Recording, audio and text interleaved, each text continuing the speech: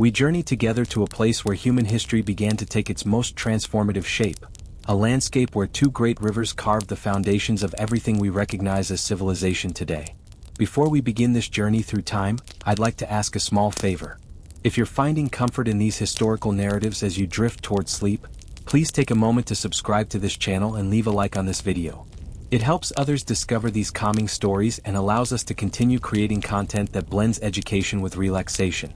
Your support means everything to this growing community of history enthusiasts seeking peaceful knowledge before sleep. Imagine, if you will, a vast plain stretching endlessly beneath an impossibly wide sky. The year is approximately 10,000 BC, and the world as we know it does not yet exist. There are no cities rising against the horizon.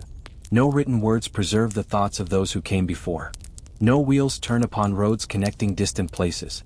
The air carries only the sounds of wind moving through tall grasses, the distant calls of wild animals, and the quiet conversations of small bands of humans who have known only movement, only the endless search for food, only the cycle of following game and gathering what nature provides in its seasons.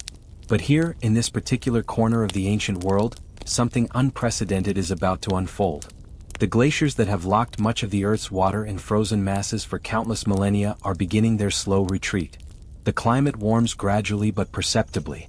Rainfall patterns shift across the Near East, and two rivers, fed by snowmelt from distant mountains, begin to flow with greater consistency through a landscape that will soon transform from scattered settlements into humanity's first true urban civilization. The Tigris and Euphrates rivers originate in the Armenian highlands, where mountain peaks catch snow and rain throughout the year. These waters gather strength as they descend, carving valleys through ancient stone, picking up sediment from the lands they traverse. When seasonal rains swell their banks, these rivers overflow across the surrounding plains, depositing layers of incredibly fertile alluvial soil. This annual cycle of flooding and deposition creates something remarkable in an otherwise arid landscape: rich, dark earth capable of supporting intensive agriculture without external fertilization. The soil contains nitrogen, phosphorus, potassium, and a complex mixture of minerals eroded from the mountains upstream, creating natural growing conditions of exceptional quality. The geographic positioning of this region between the two rivers provides natural advantages that extend far beyond agricultural fertility. The rivers themselves serve as transportation corridors, enabling the movement of goods, people, and ideas across distances that would be impractical to traverse on foot. Small boats made from bundled reeds can navigate these waterways, connecting settlements that develop along their banks. Simultaneously, the surrounding deserts and mountains create natural barriers that channel trade routes through specific passages, creating choke points that emerging political powers can control and tax. This is Mesopotamia. The word itself means between rivers in ancient Greek, though the peoples who will build their civilizations here know it by other names, names that echo with divine significance and ancestral claim. This land stretching from the Persian Gulf northward into what we now call southeastern Turkey will witness transformations in human social organization that cascade through every subsequent century of human history. Here, writing will be invented. Here, the first cities will rise. Here, legal codes will first be carved into stone. Here, mathematics and astronomy will take their first systematic forms. Here, empire will first be conceived as a political possibility. Tonight, as you prepare for sleep, we will walk through nearly 12 millennia of human achievement, from the first tentative permanent settlements to the Persian conquest that will carry Mesopotamian knowledge to the far corners of the ancient world. Let the story unfold at its own pace. There is no need to grasp every detail, no test waiting at the end of this narrative. Simply allow these words to carry you backward through time, painting images in your mind's eye of peoples and places that existed thousands of years before our present moment. The story begins not with grand monuments or mighty empires, but with something far more fundamental, far more revolutionary in its implications for everything that follows. It begins with the simple but world-changing decision to stay in one place, to plant seeds deliberately, to wait for harvest, and to build structures meant to last longer than a single season. The transformation that archaeologists call the Neolithic Revolution did not occur in a single generation or even a single century. Archaeological evidence indicates this process unfolded gradually across approximately 2,000 years, between 10,000 and 8,000 BC. This extended timeline reveals something important about the nature of human cultural change. Revolutionary transformations often proceed through countless small decisions, accumulated knowledge, and incremental adaptations rather than sudden revelations. Consider the lives of hunter-gatherer bands in the Fertile Crescent during the Epipaleolithic period, the era immediately preceding agriculture. These groups, typically consisting of 25 to 30 individuals bound by kinship ties, moved through well-understood territories following seasonal patterns refined over countless generations. They knew the locations where wild wheat and barley grew thickest. They understood which berries were safe to eat and when they ripened. They tracked the migrations of gazelle herds and knew where fish gathered during different seasons. This was not primitive ignorance but rather a profound and sophisticated knowledge of their environment, accumulated through generations of careful observation and transmitted through oral tradition. The warming climate at the end of the last ice age, beginning approximately 11,700 years ago, initiated dramatic environmental changes across the Near East. Retreating glaciers released vast quantities of fresh water, raising sea levels and creating more stable river systems with predictable flood cycles. Temperature variations between seasons became less extreme, extending growing periods and enabling multiple harvests per year in favorable locations. Increased precipitation in highland regions fed river systems more consistently, providing reliable water sources for human consumption and eventual irrigation. This climatic shift eliminated many of the environmental uncertainties that had previously made permanent settlement impractical. The extended growing seasons meant that wild grain fields produced more reliably. The stable water sources meant communities did not need to relocate based on seasonal availability of drinking water. The reduced temperature extremes made year-round habitation of the same location more comfortable and sustainable. Archaeological evidence from this transitional period reveals fascinating details about how hunter-gatherers began experimenting with plant domestication. The earliest cultivators did not immediately abandon their traditional subsistence strategies. Instead, they maintained their hunting and gathering practices while beginning to deliberately plant seeds from the most productive specimens of wild grains. This hedging strategy reduced risk during the uncertain early phases of agricultural experimentation. These proto-farmers possessed detailed botanical knowledge accumulated through generations of gathering wild plants. They understood which wheat and barley varieties produced the largest seeds, which grew most reliably, which resisted diseases and pests most effectively. This expertise proved crucial as they began the process of plant domestication through selective harvesting and replanting. Over many generations, this selective pressure gradually transformed wild grain species into domesticated varieties with larger seeds, easier threshing characteristics, and growth patterns better suited to deliberate cultivation. The site of Tel Sawan, located along the Tigris River in central Iraq, provides remarkable insight into the sophistication achieved by these early agricultural societies. Occupied between approximately 6,000 and 5,500 BC during what archaeologists term the Samara period, this settlement covered nearly 6 hectares and supported an estimated population of 1,000 to 1,500 individuals. This represents a population density unprecedented in human history to that point, made possible only through intensive agriculture supported by sophisticated water management. Excavations at Tel Sawan have uncovered extensive irrigation systems demonstrating advanced hydraulic engineering capabilities. These installations included primary canals that diverted water from the Tigris River, secondary distribution channels that carried water to individual field plots, and sophisticated drainage systems preventing waterlogging and soil salinization. The precision of these constructions suggests the existence of specialized engineers who possessed detailed understanding of water flow dynamics, soil permeability, and the mathematical calculations required for proper slope gradients and channels. The construction and maintenance of such irrigation infrastructure required coordinated labor efforts involving hundreds of individuals working under centralized direction. Archaeological evidence indicates canal construction and maintenance were organized as community-wide projects with different households contributing specific types of labor based on their specialized skills. This level of coordination implies the existence of formal leadership structures capable of organizing large workforces, adjudicating disputes over water allocation, and ensuring that maintenance responsibilities were distributed fairly across the community. Craft specialization at Tel Sawan reached levels previously unknown in human societies. Pottery workshops produced standardized vessel forms using advanced techniques including the potter's wheel, which first appears in Mesopotamia around 3800 BC, predating its use for transportation by several centuries.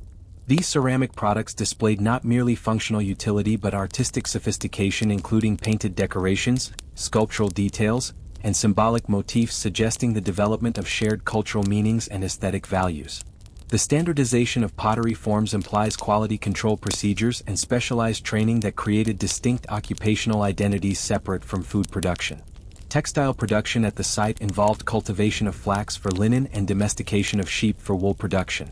Archaeological remains include spindle whorls used for spinning fibers into thread, loom weights indicating the use of vertical looms for weaving, and fabric impressions preserved on clay surfaces showing various weaving patterns and qualities. The standardization of textile production techniques and evidence for surplus production suggest these goods were traded with other settlements across considerable distances, creating economic relationships that extended beyond immediate kinship groups.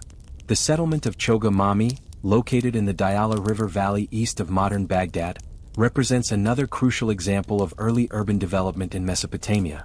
Occupied between approximately 6000 and 5500 BC, this site demonstrates even more advanced irrigation technologies and urban planning concepts. The settlement was organized around a central plaza surrounded by residential compounds, each containing multiple structures arranged around internal courtyards. This planned layout indicates deliberate organization of urban space according to functional and social criteria rather than organic growth. The irrigation system at Chogamami included innovations that would become standard features of Mesopotamian agriculture for millennia. Engineers constructed check dams across seasonal watercourses to capture and redirect floodwaters, while elaborate canal networks distributed this water across extensive field systems. Archaeological surveys have identified irrigation channels extending more than 10 kilometers from the main settlement, indicating the ability to manage water resources across vast agricultural territories. This scale of engineering required not only technical expertise but also administrative systems capable of coordinating maintenance efforts, resolving water distribution disputes, and ensuring equitable access to this crucial resource. The agricultural productivity achieved at Chogamami supported population densities approaching those of later urban centers. Botanical remains recovered from storage facilities include not only cereal grains but also dates, figs, and other tree crops that required long-term agricultural planning and investment. The cultivation of date palms particularly demonstrates sophisticated understanding of agricultural time horizons, as these trees require several years to mature before producing fruit. This investment in perennial crops indicates communities had achieved sufficient stability and confidence in their permanent occupation to make multi-generational agricultural commitments. Evidence from Chogamami also reveals the emergence of social stratification based on differential access to resources and specialized knowledge. Residential compounds varied significantly in size and architectural sophistication, with larger structures featuring more elaborate decorative elements and greater numbers of storage facilities. These differences suggest that some individuals or families had accumulated greater wealth and social status, possibly through control of irrigation systems, specialized craft production, or positions of political or religious authority. The technological innovations developed at these early urban centers had profound implications for subsequent human development extending far beyond agriculture. The irrigation techniques pioneered in Mesopotamia enabled agricultural production in regions previously considered unsuitable for farming, dramatically expanding the geographic range of human settlement. The organizational systems developed to manage complex agricultural projects provided models for political administration that would influence governmental structures throughout the ancient world. The transition from hunter-gatherer societies to agricultural settlements initiated fundamental changes in human relationships with the natural environment.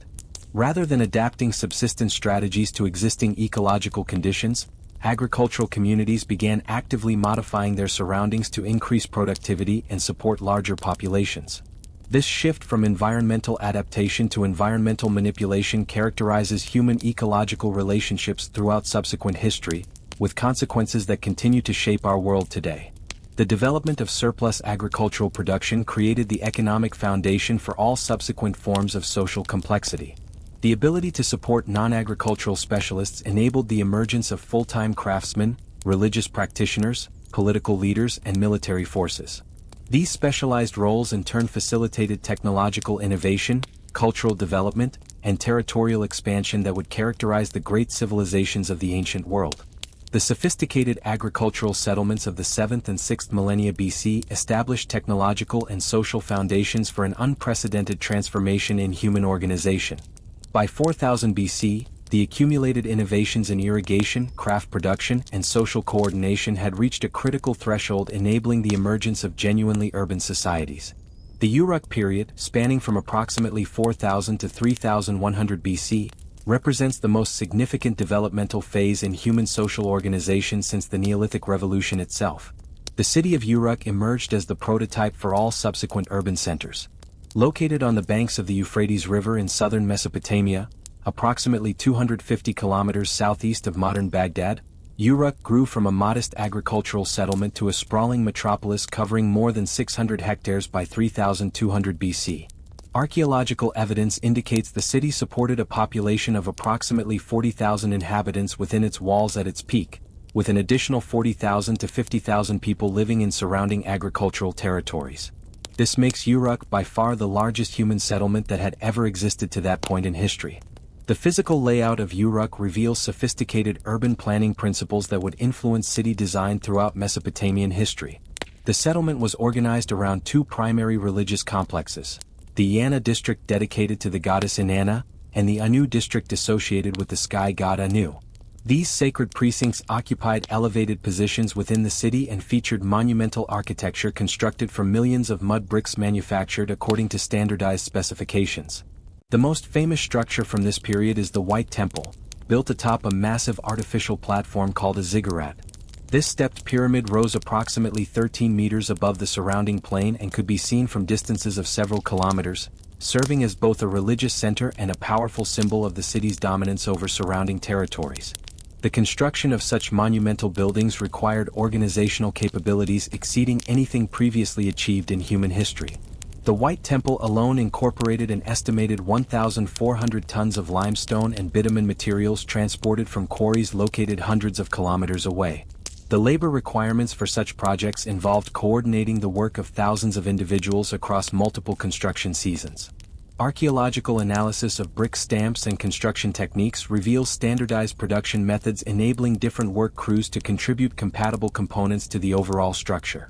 This systematization of construction represents a remarkable achievement in project management and quality control. The residential areas of Uruk displayed clear evidence of social stratification based on differential access to resources and proximity to religious centers.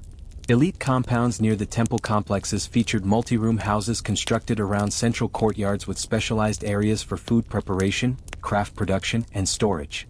These structures incorporated architectural elements including decorated doorways, internal drainage systems, and private wells that distinguished them from more modest dwellings in peripheral areas of the city.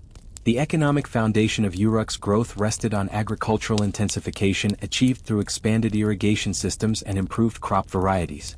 Archaeological surveys have identified irrigation canals extending more than 20 kilometers from the city, creating an agricultural territory capable of supporting the urban population's food requirements.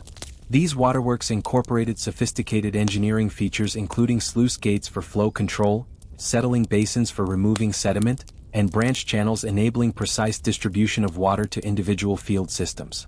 The management of such extensive infrastructure required specialized knowledge and coordinated administration exceeding the capabilities of traditional kinship-based social organization. The development of formal governmental institutions became necessary to allocate water resources, resolve disputes over access and maintenance responsibilities, and ensure the irrigation systems received proper upkeep. This necessity drove innovations in administrative organization that established precedents for governmental structures throughout subsequent Mesopotamian history. The revolutionary invention of writing emerged directly from the administrative needs of these expanding urban centers. The earliest known writing system developed at Uruk around 3400 to 3300 BC as a practical solution to the challenge of tracking complex economic transactions and resource allocations. Initial experiments with symbolic representation began with simple pictographic signs carved into clay tablets using reed styluses. These early symbols represented concrete objects and quantities. A drawing of a sheep indicated sheep, parallel lines represented numbers, and combined symbols recorded transactions involving specific quantities of particular commodities. The transformation from pictographic to logographic representation occurred rapidly as scribes discovered more efficient methods for recording complex information. Rather than drawing detailed pictures of objects, they developed simplified symbols that could be quickly inscribed in wet clay. The physical properties of clay tablets influenced the evolution of these symbols. Curved lines were difficult to produce cleanly in the medium, so scribes began using combinations of straight lines and wedge-shaped marks that could be impressed rapidly and uniformly into the clay surface. This wedge-shaped script eventually became known as cuneiform, from the Latin word cuneus meaning wedge. The development of syllabic writing marked a crucial breakthrough, enabling the recording of abstract concepts, personal names, and grammatical elements that could not be represented pictographically. Scribes discovered that symbols originally representing concrete objects could also represent the sounds of those words when spoken. This rebus principle allowed them to construct written versions of complex spoken language by combining symbols representing syllabic sounds rather than specific meanings. The cuneiform writing system that emerged from these innovations possessed remarkable flexibility and expressive capability. Scribes could record not only economic transactions but also legal documents, religious texts, historical narratives, and literary compositions. The standardization of sign forms and writing conventions enabled communication across different cities and regions, facilitating the development of shared cultural practices and administrative procedures throughout the Sumerian world. Approximately 5,000 proto-cuneiform tablets have been discovered from the Uruk period, the vast majority administrative in nature. These documents record movements of goods entering or leaving institutional storehouses, quantifying resources and indicating the people and offices involved in these operations. The level of detail preserved in these records indicates urban administrators possessed mathematical skills and organizational capabilities, enabling management of economic activities across vast territories. Other tablets from this period are inventories of signs organized thematically, ancestors of the lexical lists that would become typical of Mesopotamian literary traditions. These sign lists served as teaching tools for scribal schools, standardizing education and ensuring consistent application of writing conventions across generations of professional scribes. The city of Ur, located approximately 300 kilometers southeast of Uruk near the confluence of the Tigris and Euphrates rivers, developed along similar lines but with distinct characteristics reflecting local environmental conditions and cultural preferences. Founded around 3800 BC, Ur was positioned to serve as a crucial link in emerging trade networks connecting Mesopotamia with distant regions including the Iranian Plateau, Anatolia, and eventually the Indus Valley civilization.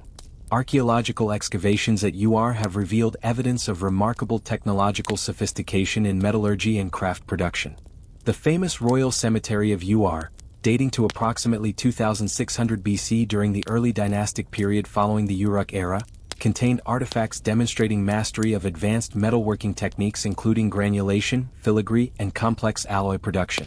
Gold helmets discovered in royal burials were constructed from single sheets of metal hammered into intricate forms replicating woven textiles. Silver vessels featured decorative elements created through repoussé techniques requiring specialized tools and extensive technical knowledge. The city of Eridu, traditionally considered the oldest settlement in Mesopotamia, occupied a unique position in early Sumerian civilization as the legendary seat of divine authority. Archaeological evidence indicates continuous occupation from approximately 5400 BC, making it one of the longest inhabited sites in human history. The city's religious significance stemmed from its association with Enki, the god of fresh water and wisdom, whose temple complex grew through successive rebuilding phases into one of the most impressive architectural achievements of the early urban period. The temple sequence at Eridu provides crucial evidence for understanding the evolution of Mesopotamian religious architecture and administrative practices. The earliest shrine, constructed around 5000 BC, was a simple rectangular structure measuring approximately 3 by 4 meters. Over subsequent millennia, this building was repeatedly demolished and rebuilt on increasingly grand scales, with each iteration incorporating architectural innovations and expanded functional areas. By 3000 BC, the temple complex covered more than 2,000 square meters and included specialized areas for ritual activities, administrative functions, and storage of religious offerings. The city of Lagash emerged somewhat later than other major Sumerian cities but quickly developed into one of the most powerful and influential city-states of the early urban period. Located in the eastern portion of the Sumerian heartland, Lagash controlled extensive agricultural territories irrigated by waters from both the Tigris and Euphrates river systems. The city's strategic position enabled its rulers to regulate trade routes connecting central Mesopotamia with the Iranian highlands and the Persian Gulf region. Administrative archives discovered at Lagash provide unprecedented insight into the complexity of early urban management systems. Thousands of clay tablets record transactions involving agricultural products, craft goods, labor assignments and religious offerings. These documents reveal sophisticated accounting methods tracking resources with remarkable precision, including calculations of field productivity, livestock inventories and workshop output. The level of detail preserved in these records indicates urban administrators possessed mathematical skills and organizational capabilities enabling efficient management of economic activities across vast territories. The establishment of formal governmental structures represented another fundamental innovation of the early urban period. Traditional kinship-based leadership systems proved inadequate for managing the complex social and economic relationships characterizing city-state societies. The concentration of large populations in urban centers created new forms of social conflict requiring institutional mechanisms for resolution, while coordination of large-scale construction projects and agricultural systems demanded centralized decision-making authority. The institution of kingship emerged as a solution to these organizational challenges, though early Sumerian political systems retained important limitations on royal authority. The earliest rulers, known as Ensi, functioned primarily as temple administrators and representatives of divine will rather than absolute monarchs. These priest-kings derived legitimacy from their role as intermediaries between human communities and the gods believed to own the city and its surrounding territory. The Lugul, or big man, represented a different form of leadership emerging during periods of military conflict or crisis. Unlike the Ensi whose authority derived from religious sanction, the Lugul gained power through demonstrated military capability and success in protecting the community from external threats. Over time, successful Lugul rulers consolidated authority and established hereditary dynasties combining both religious and military functions. The sophisticated urban centers and administrative systems emerging during the Uruk period operated within complex religious frameworks permeating every aspect of Sumerian society. The gods were not distant abstract entities dwelling in unreachable realms, but active participants in daily life who owned cities, controlled natural forces, and determined the fates of individuals and communities. This intimate relationship between divine and human realms created theological systems that legitimized political authority, organized economic activity, and provided meaning for unprecedented social transformations occurring throughout Mesopotamia. The Sumerian pantheon reflected the hierarchical nature of urban society, with major deities controlling specific domains of existence and maintaining relationships mirroring earthly political structures. At the apex of this divine hierarchy stood Anu, the sky god whose authority encompassed the heavens and established fundamental cosmic order. Anu represented the primordial power from which all other deities ultimately derived their authority. His name itself simply meant sky or heaven, emphasizing his identification with the vast dome arching over the earth. Though his power was supreme in theoretical terms, Anu rarely intervened directly in human affairs, preferring to delegate authority to more active deities who managed the practical governance of the universe. Anu's celestial court in the highest heavens served as the model for earthly kingship. Sumerian rulers claimed to receive their authority through divine appointment from Anu, presenting themselves as earthly representatives of cosmic order. This theological framework provided powerful legitimation for political hierarchy while establishing clear expectations for royal behavior. Kings who violated divine mandates could theoretically lose their right to rule, creating at least nominal accountability to religious authorities who interpreted divine will. The god Enlil occupied the most crucial position in practical terms as lord of the air and executive of divine decisions. Unlike Anu whose authority remained largely theoretical, Enlil actively intervened in human affairs through control of wind, storms and agricultural fertility. His name combined En, meaning Lord, with Lil, a term whose exact meaning remains debated among scholars but likely related to air, wind or atmosphere. This etymology positioned Enlil as the deity controlling the space between heaven and earth, the atmospheric realm where weather phenomena originated and where human life unfolded. Enlil's temple complex at Nippur served as the religious center of Sumer, where representatives from all major city-states gathered to acknowledge his supremacy and seek divine approval for important political decisions. The city of Nippur held unique status within the Sumerian political system. Unlike other major cities that competed for territorial control and economic dominance, Nippur functioned primarily as a neutral religious center whose political neutrality was generally respected even during periods of intense intercity conflict. Control of Enlil's temple at Nippur provided important legitimacy to ambitious rulers, but actual political control of the city remained less important than recognition by its priesthood. Enlil's authority extended beyond political legitimation to encompass practical management of agricultural systems supporting urban civilization. Seasonal floods, rainfall patterns, and crop fertility were understood as manifestations of his will, making maintenance of proper ritual relationships with this deity essential for community survival. The timing of agricultural activities, construction of irrigation systems, and distribution of surplus production all required divine sanction obtained through elaborate ceremonies conducted at his temples.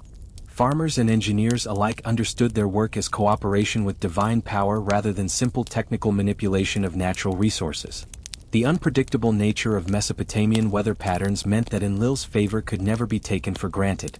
Devastating floods that destroyed irrigation works and crops were understood as expressions of divine anger requiring explanation through theological reflection and modification of ritual practices.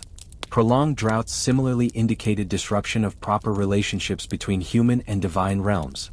This theological framework created constant pressure for ritual specialists to maintain correct observances while providing explanations when disasters occurred despite apparent piety.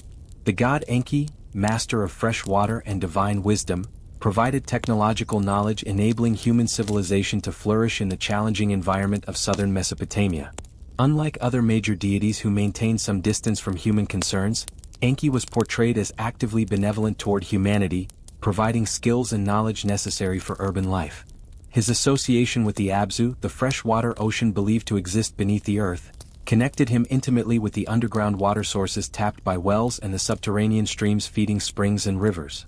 The arts of irrigation, metallurgy, brewing, textile production, and virtually all other technical skills were attributed to Enki's divine instruction, making him patron of craftsmen and engineers whose specialized knowledge supported urban economies. Master engineers and hydraulic specialists served as priests in his temples, combining practical expertise with religious authority. This integration of technical and sacred knowledge reflected Mesopotamian understanding that all useful skills ultimately derived from divine sources and that their effective application required proper ritual relationships with patron deities. Enki's city of Eridu, located near the head of the Persian Gulf, held special religious significance as one of the oldest continuously inhabited settlements in Mesopotamia. Local traditions preserved at Eridu claimed the city had existed since the beginning of creation, when the gods first divided the cosmos and established the fundamental order of the universe. Archaeological evidence confirms extremely early occupation at the site, lending credence to these traditional claims of great antiquity. The Temple of Enki at Eridu served as a major pilgrimage destination where people sought divine wisdom and healing, particularly for ailments thought to result from impure water or supernatural contamination. Mythological narratives featuring Enki often portrayed him as protector of humanity against destructive impulses of other gods. In the famous flood narrative preserved in multiple Mesopotamian sources, Enlil grows frustrated with human noise and decides to destroy humanity through a catastrophic deluge. Enki, however, warns a favored human named Utnapishtim to build a boat and save himself along with his family and representatives of animal species. This act of divine mercy allows human civilization to survive and be re-established after the waters recede. The theological message was clear. While some divine powers might threaten human existence, Enki's wisdom and compassion provided protection and ensured civilization's continuity. The goddess Inanna occupied a unique position within the Sumerian pantheon as deity of love, fertility, and warfare. Her dual nature reflected complex realities of urban life where creative and destructive forces operated in constant tension. As goddess of fertility, she ensured agricultural abundance and human reproduction sustaining growing urban populations. As goddess of warfare, she provided divine sanction for military conflicts characterizing relationships between competing city-states. This combination of roles might seem contradictory to modern sensibilities, but Mesopotamian theology recognized that the same divine power ensuring agricultural fertility and human reproduction could be channeled toward military conquest and territorial expansion. Inanna's association with both love and war reflected sophisticated theological understanding of interconnected creative and destructive energies in human experience. The passion and intensity characterizing sexual desire found parallel expression in battlefield valor. The vulnerability and openness required for intimate relationships mirrored the risks warriors accepted when entering combat. This theological framework provided religious justification for aggressive expansion policies pursued by successful rulers who claimed to act as instruments of Inanna's divine will. The The goddess's prominent role in Sumerian religion also reflected the relatively high status of women in early urban society compared to many later civilizations. Unlike later Mesopotamian cultures where female deities were increasingly subordinated to male gods, Inanna maintained independent authority and actively challenged other divine figures. Her mythological adventures, including her famous descent to the underworld and her conflicts with other gods, provided models for human behavior emphasizing personal agency and pursuit of individual goals within established social structures. The myth of Inanna's descent to the underworld, preserved in multiple versions, demonstrates the goddess's determination to extend her authority even into realms traditionally controlled by others. She descends to visit her sister Ereshkigal, Queen of the Dead, but must pass through 7 gates where she progressively removes her divine powers and garments. Stripped of protection, she faces Ereshkigal's judgment and is killed, her corpse hung from a hook. Her death threatens cosmic order as fertility and love disappear from the world above. Only through Enki's clever intervention, sending ambiguous beings to trick Ereshkigal, is Inanna revived and returned to the upper world. The myth explores themes of death and rebirth, the relationship between sisters and the costs of ambition, while demonstrating that even powerful deities must accept limitations and pay prices for their actions. These major deities were supported by hundreds of minor gods and goddesses controlling specific aspects of daily life. From household activities to specialized crafts, each profession, each neighborhood, and each family maintained relationships with particular divine patrons providing protection and assistance in exchange for proper ritual observance. Every brick kiln had its deity, every irrigation canal its supernatural guardian, every storehouse its protective spirit. This elaborate theological system created multiple layers of divine authority paralleling and reinforcing complex social hierarchies of urban civilization. The architectural expression of this religious system reached its most impressive form in monumental temple complexes known as ziggurats. These massive stepped pyramids dominated skylines of Sumerian cities and served as both religious centers and symbols of civic achievement. The ziggurat represented humanity's attempt to create a meeting place between earthly and divine realms, a mountain-like structure connecting the flat alluvial plain with the heavens where gods dwelled.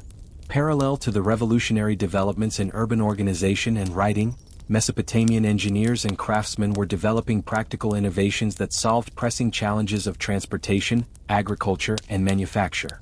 These technological breakthroughs emerged from accumulated experience of generations of skilled workers who refined techniques through systematic experimentation and careful observation of natural phenomena. The invention of the wheel around 3500 BC represents perhaps the most significant transportation revolution in human history.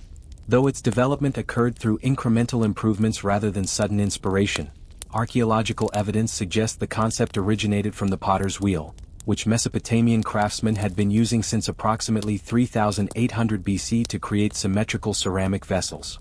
These early potter's wheels consisted of heavy stone discs rotating on vertical axles, enabling artisans to shape clay with unprecedented precision and speed.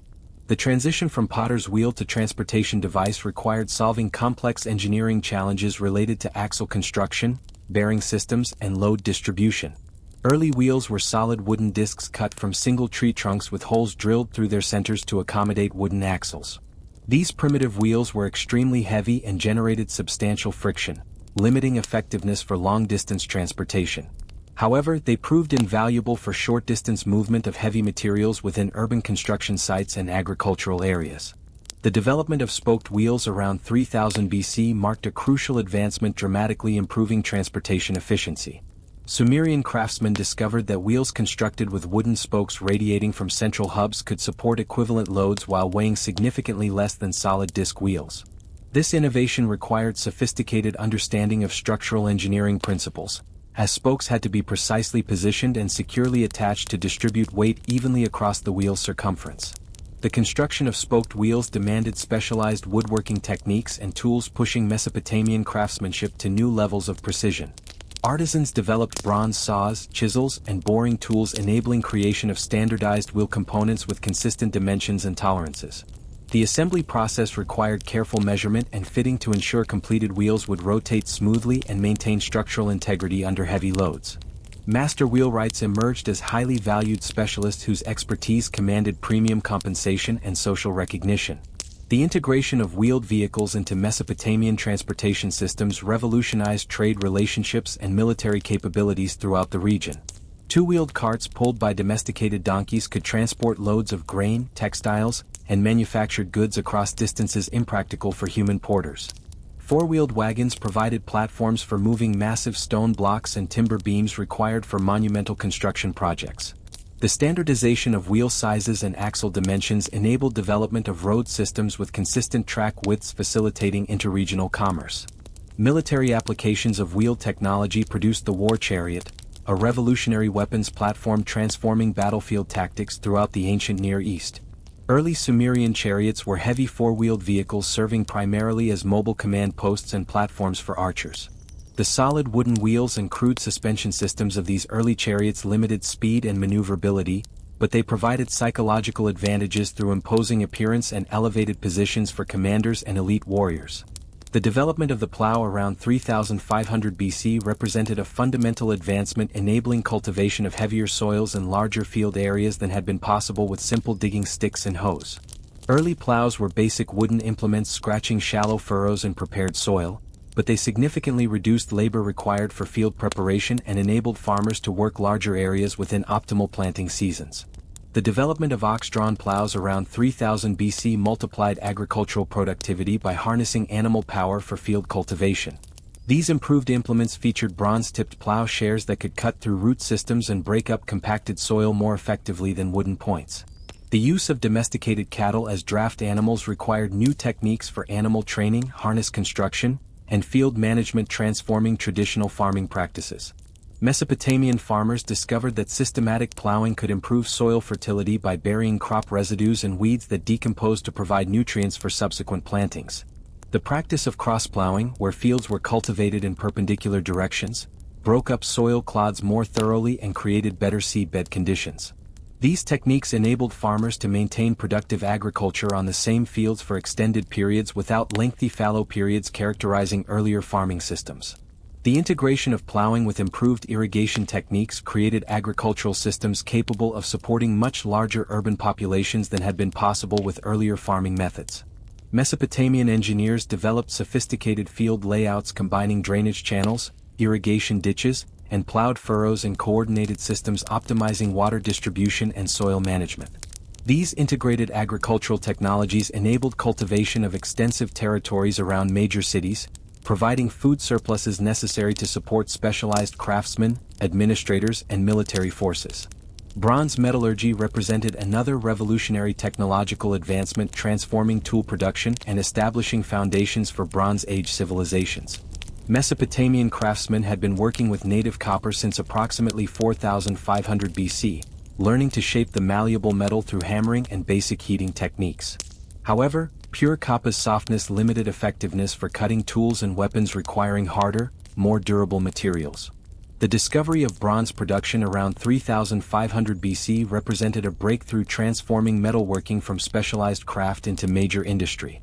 Bronze, an alloy of copper and tin, possessed superior hardness and durability compared to pure copper while remaining workable through casting and forging techniques.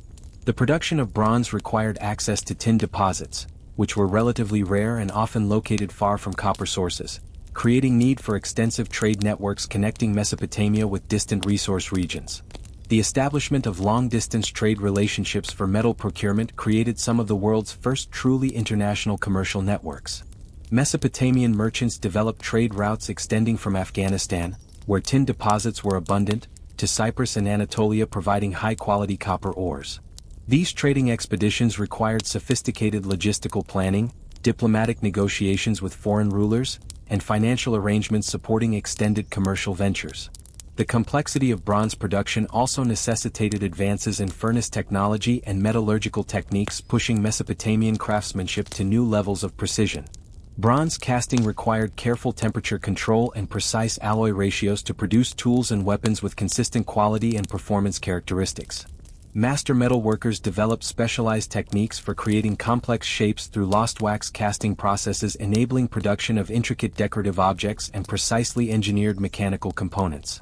The mathematical knowledge required to design and implement these complex agricultural and transportation systems led to revolutionary advances in numerical calculation and geometric measurement.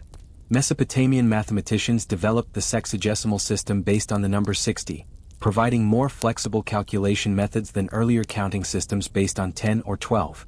This base 60 system enabled precise division of quantities into multiple fractional parts, making it particularly useful for distributing resources, calculating areas, and measuring time intervals. The sexagesimal system's mathematical advantages stemmed from 60's numerous divisors. 1, 2, 3, 4, 5, 6, 10, 12, 15, 20, 30, and 60. This abundance of factors enabled Mesopotamian mathematicians to perform complex calculations involving fractions without requiring decimal notation systems that would not be developed until much later in mathematical history. The division of hours into 60 minutes and minutes into 60 seconds derives directly from Mesopotamian mathematical traditions, as does the 360-degree circle. Mesopotamian scribes developed increasingly sophisticated notation systems for representing numbers, progressing from simple tally marks to abstract symbols representing different orders of magnitude. The sexagesimal place value notation they ultimately created represented one of the most significant intellectual achievements in human history, comparable in importance to the invention of alphabetic writing. This system enabled representation of arbitrarily large or small numbers using relatively few symbols, vastly expanding the range of mathematical problems that could be addressed. Beyond simple arithmetic, Mesopotamian mathematicians developed methods for solving geometric problems including area calculations, volume measurements, and complex proportional relationships. Clay tablets from the Old Babylonian period preserve mathematical exercises demonstrating sophisticated understanding of geometric principles including what would later be recognized as the Pythagorean theorem, developed more than a millennium before Pythagoras. These mathematical techniques had immediate practical applications in surveying fields, calculating irrigation volumes, determining material requirements for construction projects, and managing economic transactions. The development of algebra-like techniques for solving equations represented another remarkable achievement of Mesopotamian mathematics. While their methods differed from modern algebraic notation, Babylonian mathematicians could solve complex problems involving unknown quantities through systematic manipulation of geometric relationships and numerical patterns. They developed standard procedures for solving what we would recognize as quadratic equations, creating tables of reciprocals, squares, and square roots that enabled rapid calculation. The practical importance of mathematical knowledge in Mesopotamian society created demand for specialized education that produced the scribal class. Young men entering scribal training spent years mastering not only writing systems but also complex mathematical techniques, astronomical calculations, and administrative procedures. The curriculum combined rote memorization of mathematical tables with practice solving progressively more difficult problems, gradually building competence in computational methods essential for administrative careers. Astronomical observations applied these mathematical tools to systematic study of celestial phenomena, creating the world's first scientific approach to understanding planetary motions and seasonal cycles. The predictable movements of the sun, moon, and visible planets provided natural laboratories for testing mathematical theories and refining calculation techniques. Astronomical observations also had practical applications for agriculture, navigation, and religious ceremonies requiring precise timing of seasonal events. The development of lunar calendar systems around 3000 BC enabled Mesopotamian societies to coordinate agricultural activities, religious festivals, and administrative functions according to predictable temporal frameworks. Early lunar calendars were based on the approximately 29.5-day cycle of lunar phases, with months beginning at each new moon. 12 lunar months created years of roughly 354 days, which gradually fell out of synchronization with seasonal agricultural cycles following the 365.25-day solar year. Mesopotamian astronomers solved this calendrical problem by developing sophisticated intercalation systems adding extra months at regular intervals to maintain alignment between lunar and solar cycles. These adjustments required precise mathematical calculations and long-term astronomical observations demonstrating remarkable scientific sophistication. The resulting calendars provided stable frameworks for organizing complex urban societies while maintaining connection to natural cycles governing agricultural productivity. Among the many achievements of Mesopotamian civilization, perhaps none speaks more directly to universal human concerns than the Epic of Gilgamesh, a literary masterpiece exploring themes of friendship, mortality, and the search for meaning that would resonate across millennia. This ancient poem, composed during the early 2nd millennium BC but drawing on much older oral traditions, represents humanity's earliest preserved extended narrative, predating Homer's epics by more than 1,000 years.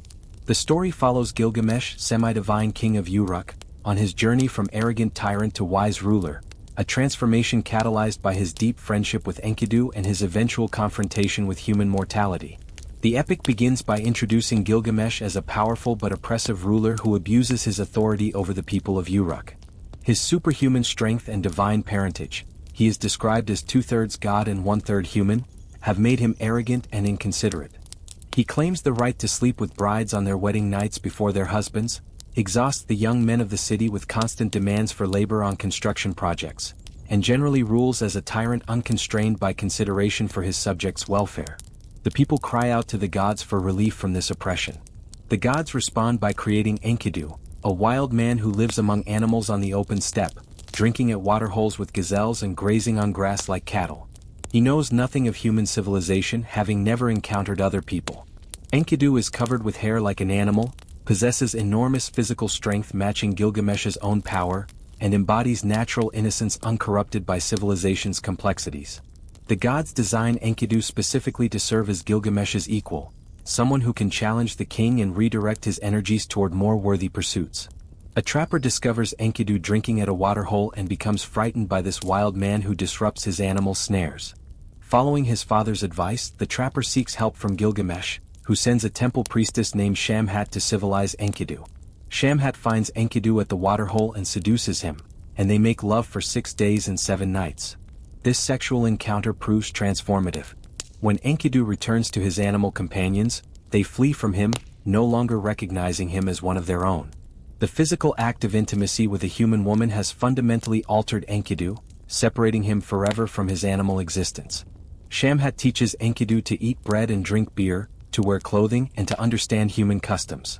She tells him about Gilgamesh and the great city of Uruk with its magnificent walls and temples. Enkidu, learning of Gilgamesh's oppression of his people, becomes angry and determines to travel to Uruk to challenge this arrogant king. Meanwhile, Gilgamesh has been having prophetic dreams foretelling the arrival of a companion who will become his equal and beloved friend. When Enkidu arrives at Uruk, he blocks Gilgamesh's path as the king approaches a wedding chamber to claim his traditional right with a new bride. The two mighty heroes engage in an epic wrestling match, crashing through the streets of Uruk like battling bulls. They are so evenly matched that neither can gain decisive advantage. The contest ends with mutual respect as each recognizes the other's tremendous strength and courage. Rather than continuing as enemies, they embrace and become inseparable friends. This friendship transforms Gilgamesh, channeling his enormous energy away from oppressing his people toward heroic adventures that will bring glory to Uruk. Together, Gilgamesh and Enkidu undertake a dangerous expedition to the cedar forest, a distant realm guarded by the fearsome monster Humbaba. The forest's sacred cedars are protected by Humbaba at the command of Enlil, and entering this forbidden territory represents a serious transgression against divine authority. Enkidu warns Gilgamesh of the danger, having encountered Humbaba during his days in the wilderness, but Gilgamesh argues that winning fame through heroic deeds matters more than living a long safe life, since all humans must eventually die regardless. The journey to the cedar forest takes the heroes through unknown territories, crossing 7 mountains during a trek lasting many days. At each stage, Gilgamesh performs rituals asking for favorable dreams, and Enkidu interprets these dream visions. Some dreams seem ominous, but Enkidu consistently reinterprets them in favorable terms, maintaining their courage. When they finally reach the forest, they marvel at its beauty and the towering cedars reaching toward the sky. Humbaba confronts them with terrifying roars that shake the mountains and freeze water in the rivers.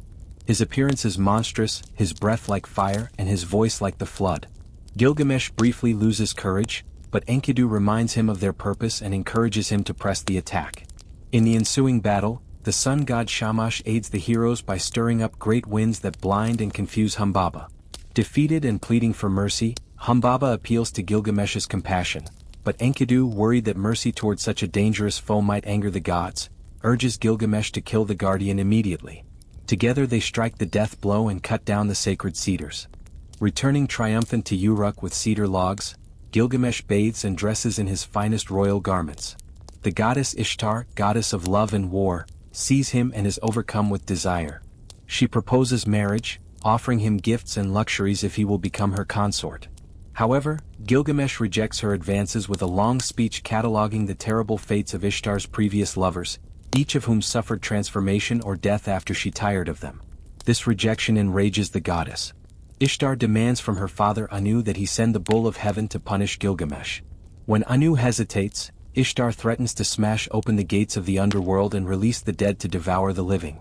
Faced with this terrible threat, Anu relents and gives Ishtar the bull of heaven. The monstrous bull descends to earth and begins ravaging Uruk, opening great chasms with its snorting breath that swallow hundreds of warriors. But Gilgamesh and Enkidu work together to kill the divine bull, with Enkidu grasping its tail while Gilgamesh drives his sword into its neck. In the aftermath of their victory, Enkidu taunts Ishtar, and the goddess realizes she cannot strike directly at these heroes protected by divine favor. But the gods convene in council to discuss the heroes' offenses, killing the forest guardian Humbaba and slaying the bull of heaven. While Shamash speaks in defense of the heroes, Enlil demands punishment. The gods decree that one of the two friends must die. Enkidu falls ill with a mysterious wasting sickness that will kill him slowly over 12 days. As he lies dying, Enkidu curses the door he made from cedar wood for Enlil's temple, curses the trapper who first discovered him, and curses Shamhat who civilized him and brought him to his fate. But Shamash speaks from heaven, reminding Enkidu of all the joy his civilization and friendship with Gilgamesh have brought him. Enkidu relents and blesses Shamhat instead. During his final days, Enkidu describes troubling dreams of the underworld, a dark house where the dead dwell in feather cloaks like birds, eating clay and drinking dust, serving the terrible gods of death. After 12 days of suffering, Enkidu dies. Gilgamesh is devastated by grief. For 7 days and 7 nights, he refuses to believe Enkidu is truly dead, keeping vigil beside the body until a worm drops from Enkidu's nose, forcing him to accept the terrible reality. Gilgamesh commissions a magnificent golden statue of Enkidu and orders elaborate funeral rites. But his grief transforms into existential terror as he realizes that he too must one day face death. If even mighty Enkidu could not escape mortality, how can Gilgamesh hope to avoid the same fate? Determined to find the secret of eternal life, Gilgamesh embarks on an epic quest to find Utnapishtim, the only human granted immortality by the gods. Utnapishtim lives at the edge of the world beyond the waters of death, and reaching him requires passing through territories no living human has traversed.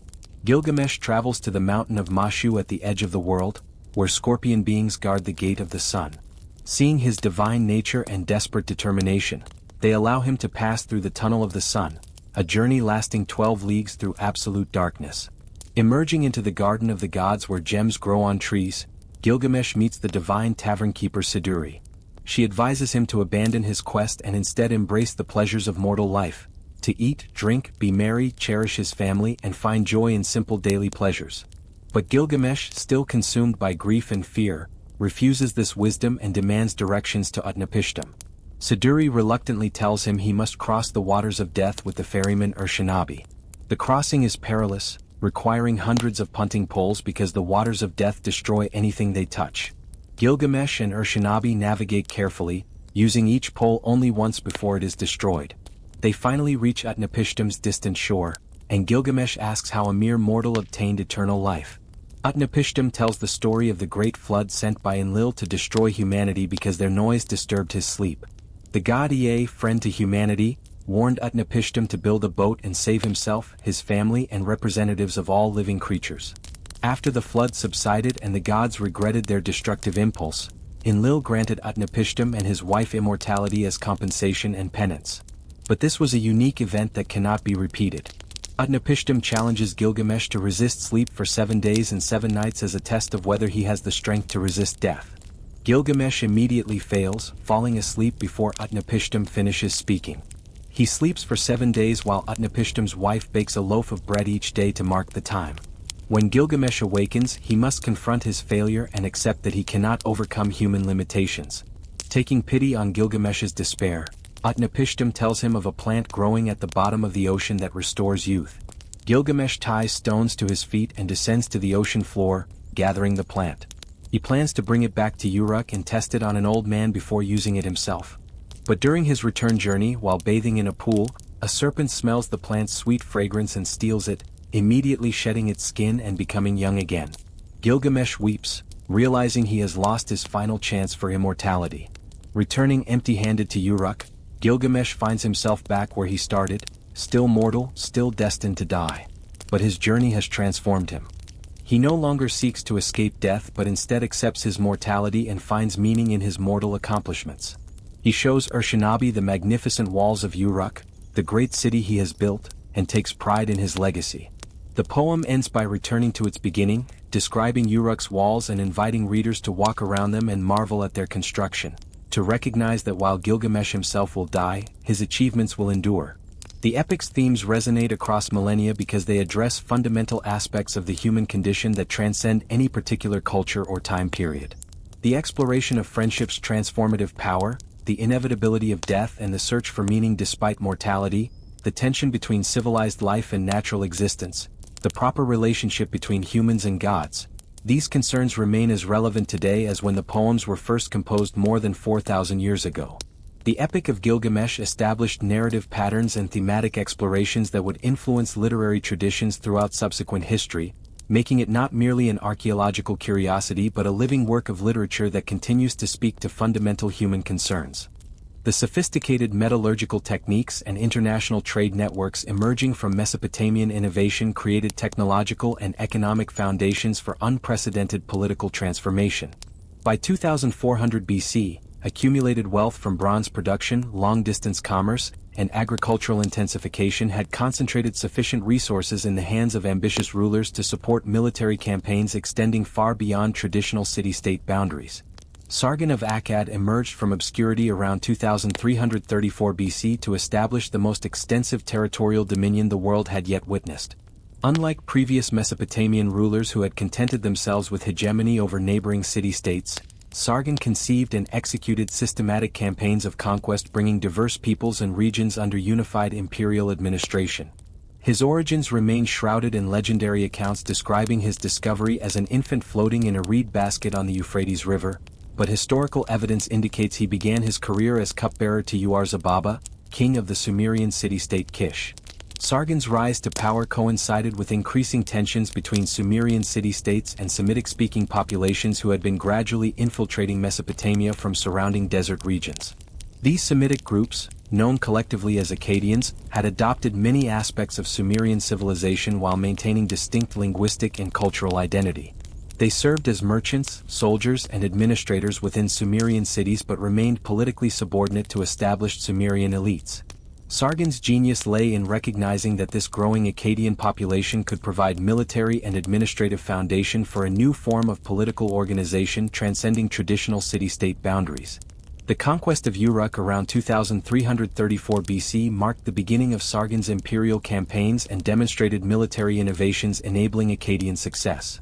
Rather than relying on traditional Sumerian tactics emphasizing heavily armored infantry fighting in tight formations, Sargon deployed mobile forces equipped with composite bows that could engage enemies at longer ranges while maintaining tactical flexibility. These composite bows, constructed from laminated wood, horn, and sinew, generated significantly more power than simple wooden bows and could penetrate bronze armor worn by Sumerian warriors. The composite bow's construction required specialized craftsmanship combining materials with different physical properties to create weapons with superior performance characteristics. The wooden core provided structural stability while horn strips on the belly of the bow compressed under tension to store additional energy. Sinew backing on the outer surface stretched during the draw cycle, contributing elastic power increasing arrow velocity and penetration capability.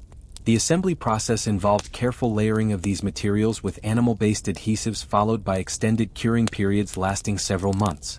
Akkadian archers underwent intensive training emphasizing accuracy, rapid shooting, and coordinated tactical movements maximizing their weapons' effectiveness. Unlike Sumerian warriors who fought primarily as individual champions, Akkadian forces operated as disciplined units that could concentrate firepower on specific targets while maintaining formation cohesion.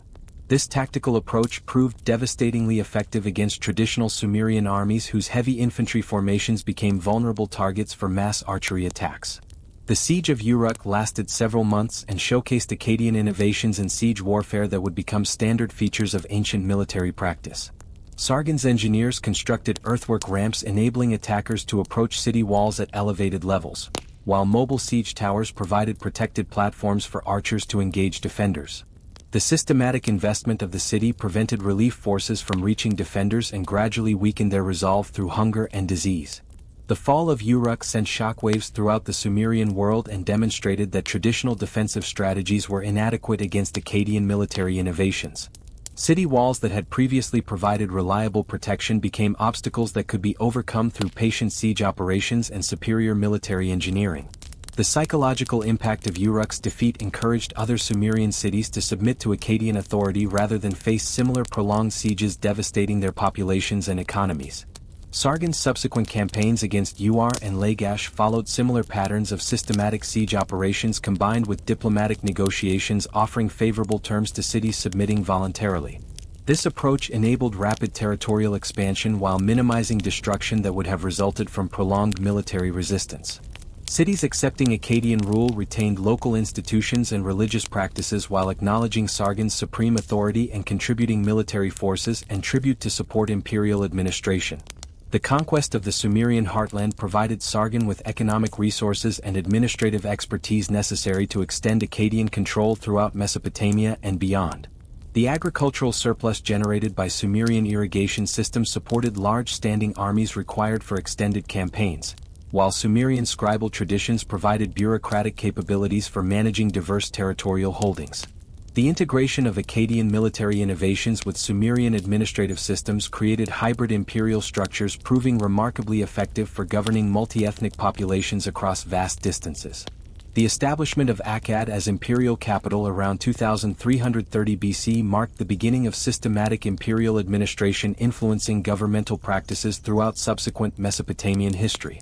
Unlike previous Mesopotamian cities that had grown organically around religious centers, Akkad was planned as an administrative hub designed to coordinate imperial activities across extensive territories.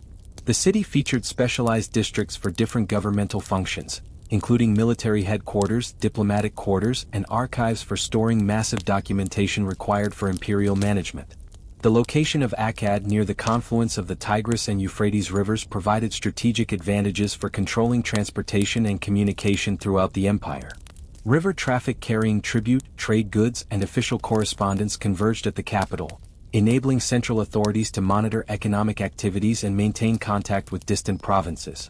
The city's position also facilitated deployment of military forces to any threatened region within the empire, as troops could travel by river transport to reach most major population centers within reasonable time frames.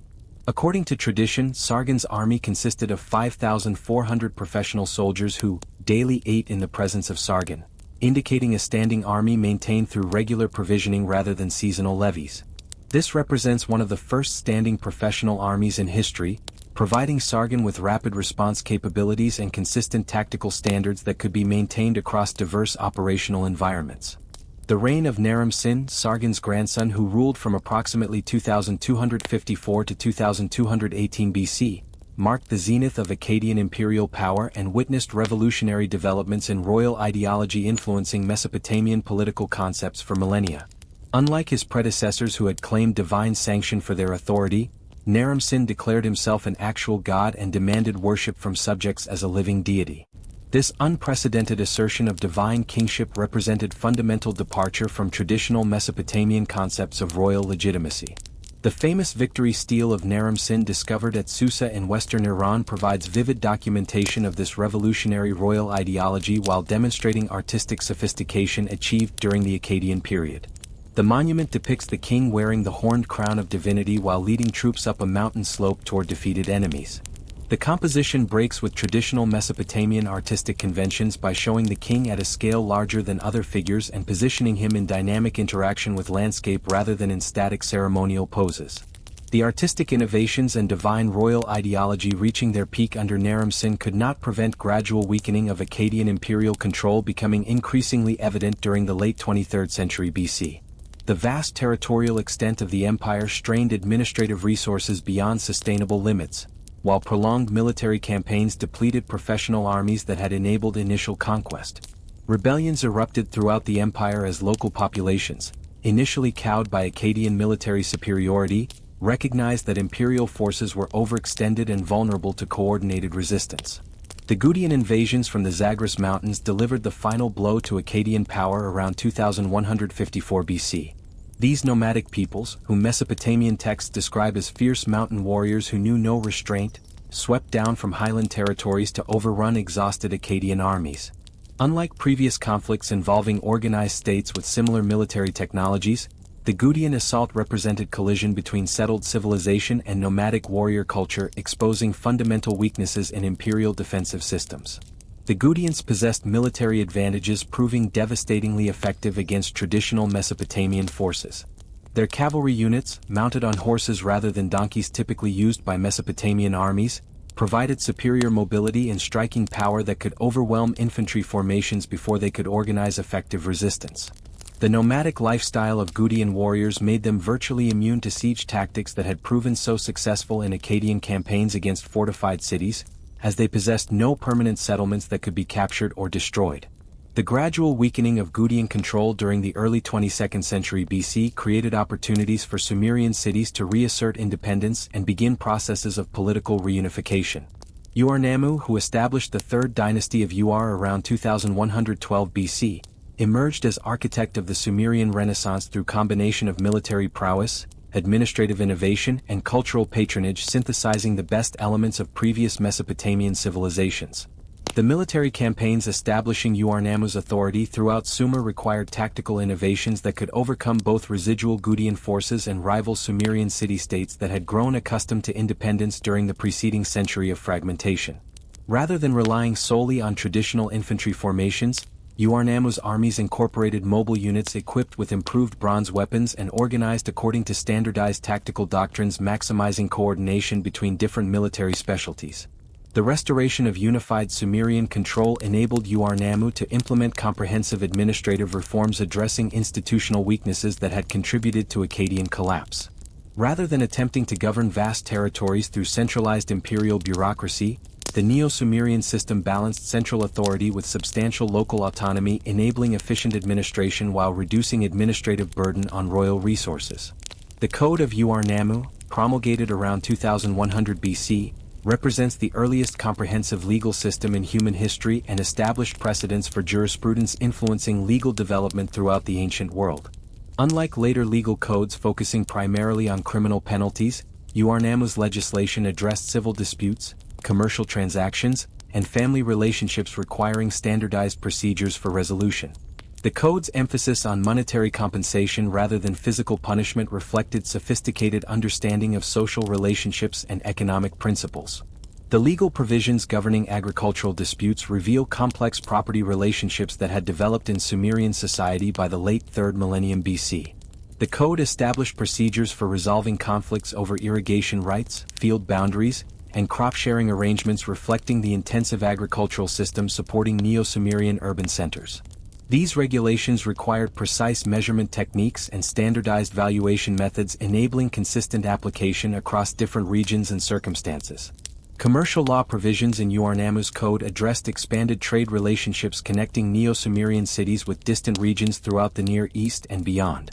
Regulations governing contract enforcement, debt collection, and partnership agreements provided legal frameworks enabling merchants to engage in complex long-distance transactions with reasonable assurance their investments would be protected.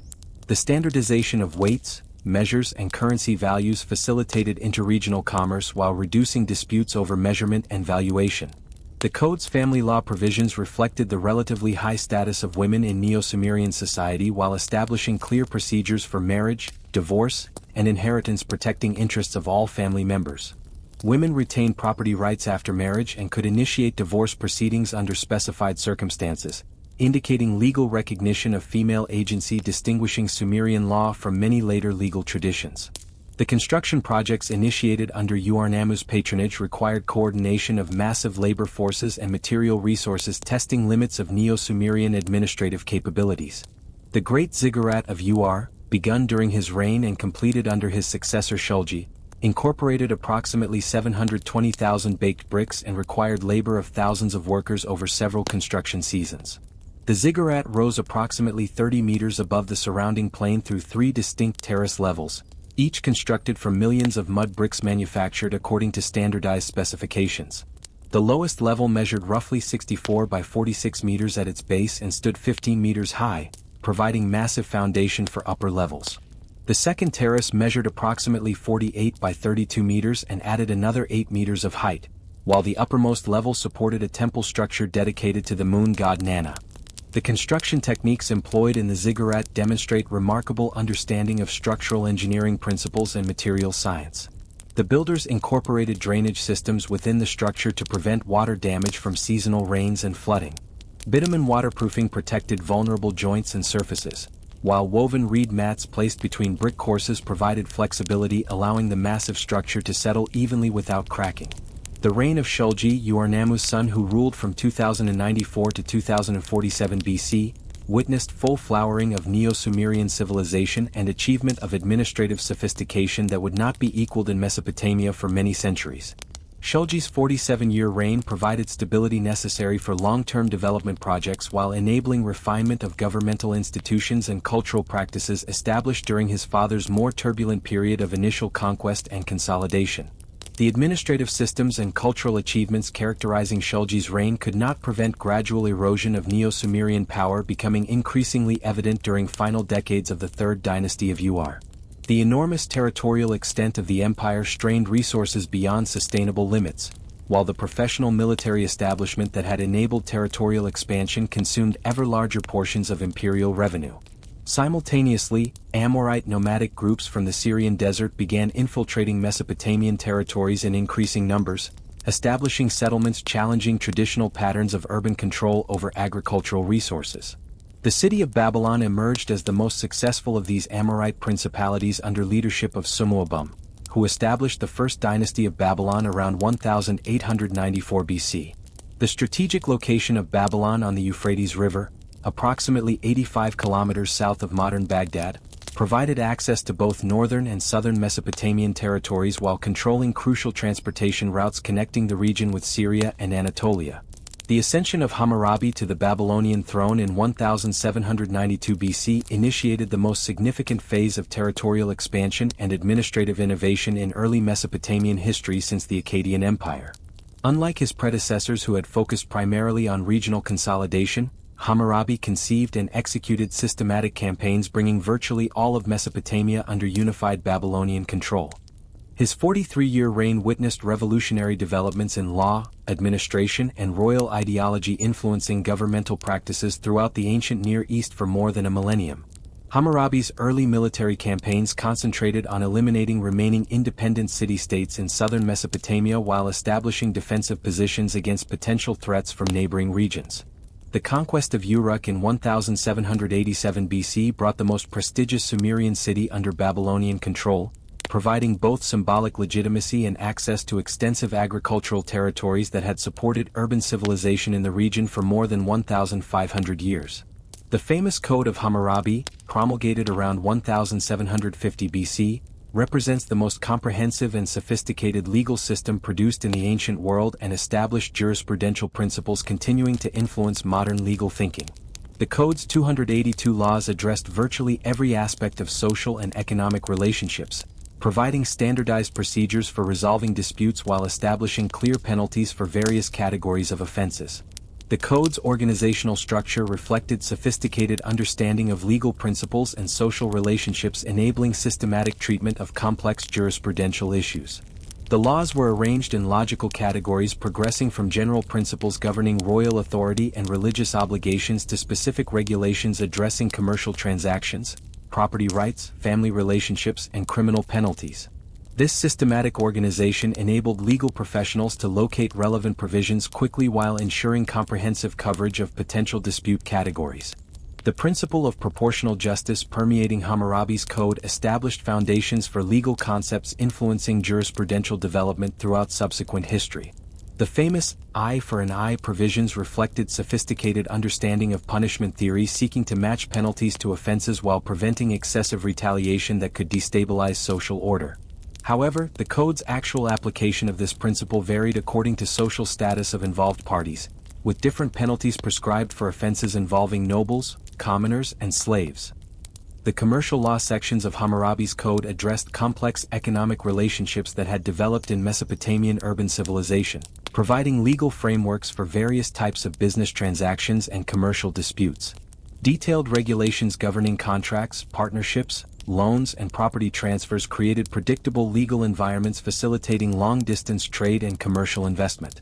Mathematical innovations during Hammurabi's reign built upon earlier Mesopotamian computational traditions while developing new techniques enabling more sophisticated calculations and problem-solving methods. Babylonian mathematicians refined the sexagesimal system inherited from Sumerian tradition, creating standardized procedures for handling fractions, calculating areas and volumes, and solving algebraic problems that would not be equaled in mathematical sophistication until development of Greek mathematics more than a millennium later. Mathematical tablets from the Old Babylonian period reveal computational capabilities enabling precise calculation of compound interest, geometric progressions, and complex architectural measurements required for major construction projects. These mathematical techniques had practical applications in commercial transactions, agricultural planning, and engineering projects supporting administrative and economic functions of imperial governance. Astronomical observations conducted by Babylonian scholars during this period established foundations for systematic study of celestial phenomena influencing scientific development throughout the ancient world. The regular recording of planetary positions, lunar phases, and seasonal variations created databases enabling prediction of astronomical events and development of accurate calendar systems. The rise of Tiglath-Pileser III to the Assyrian throne in 745 BC marked the beginning of systematic military reforms transforming Assyria from a regional kingdom into the most formidable military power the ancient world had yet witnessed. Unlike his predecessors who had relied on traditional levy systems and seasonal campaigns, Tiglath-Pileser conceived and implemented comprehensive reorganization of Assyrian military institutions creating professional standing armies capable of sustained operations across vast distances. The introduction of iron weapons throughout Assyrian military units represented perhaps the most significant technological advancement in ancient warfare since development of bronze metallurgy. Iron ore deposits in the Anatolian highlands provided Assyrian craftsmen with access to raw materials that could be processed into weapons and tools with superior hardness and durability compared to bronze implements. The transition to iron technology required mastering entirely new metallurgical techniques, as iron melts at higher temperatures than bronze and requires different forging methods to achieve proper working characteristics. Assyrian metalworkers developed specialized techniques for producing different grades of iron and steel, optimizing weapon performance for specific military applications. Sword blades incorporated carbon-rich steel edges welded to soft iron cores, creating weapons combining flexibility with cutting power. This composite construction prevented blades from shattering under impact while maintaining razor-sharp cutting edges. Spearheads featured reinforced socket construction preventing breakage during combat, while arrowheads were mass-produced according to standardized specifications ensuring consistent performance and simplified logistics. The systematic standardization of weapon production enabled Assyrian armories to supply vast military forces with reliable equipment while maintaining quality control across multiple manufacturing centers. The development of sophisticated siege engines under Tiglath-Pileser III revolutionized ancient warfare by enabling systematic reduction of fortified positions that had previously been considered impregnable. Assyrian engineers constructed massive battering rams mounted on wheeled platforms and protected by bronze-plated roofs that could withstand defensive fire while delivering devastating impacts against city walls. These siege engines incorporated sophisticated mechanical principles, using leverage and concentrated force to breach walls constructed from stone or baked brick that could resist traditional assault methods. The famous bronze reliefs from Tiglath-Pileser's palace at Nimrud provide detailed visual documentation of these siege engines in operation, showing crews of soldiers maneuvering massive devices into position while archers provided covering fire from protected positions. The reliefs reveal sophisticated understanding of mechanical engineering, with siege engines featuring adjustable height mechanisms enabling operators to target different sections of walls, protective armor plating deflecting defensive projectiles, and internal compartments providing shelter for crew members during extended siege operations. The construction of such complex devices required specialized craftsmen who understood mechanical principles, metallurgy, and structural engineering, representing a significant investment in military technology. Beyond battering rams, Assyrian siege warfare incorporated multiple complementary techniques designed to overcome different defensive systems. Mining operations involved digging tunnels beneath enemy walls, then collapsing these excavations to create breaches and fortifications. Sappers protected by mobile shields would work systematically to undermine foundation stones, placing combustible materials in excavated chambers and igniting them to weaken structural integrity. Siege towers provided elevated platforms enabling archers to fire down into defended cities while protecting assault troops during their approach to walls. The coordination of these different siege methods required sophisticated tactical planning and engineering expertise that gave Assyrian forces decisive advantages over defenders relying on traditional static fortifications. The organization of Assyrian cavalry units represented another crucial innovation, providing tactical flexibility and striking power unavailable to armies relying primarily on infantry formations. Unlike earlier Mesopotamian forces that had used horses primarily for pulling chariots, Assyrian military commanders developed techniques for mounted warfare, enabling cavalry units to operate independently as reconnaissance forces, pursuit troops, and mobile strike formations. The breeding programs that produced suitable war horses required substantial investment and specialized knowledge, as horses needed sufficient size, strength, and temperament to carry armed warriors while maintaining speed and maneuverability in combat conditions.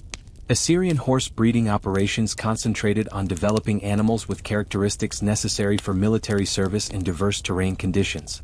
Royal stud farms maintained detailed records of breeding lines and training procedures, while specialized personnel developed standardized methods for breaking, training, and maintaining military horses throughout their service careers.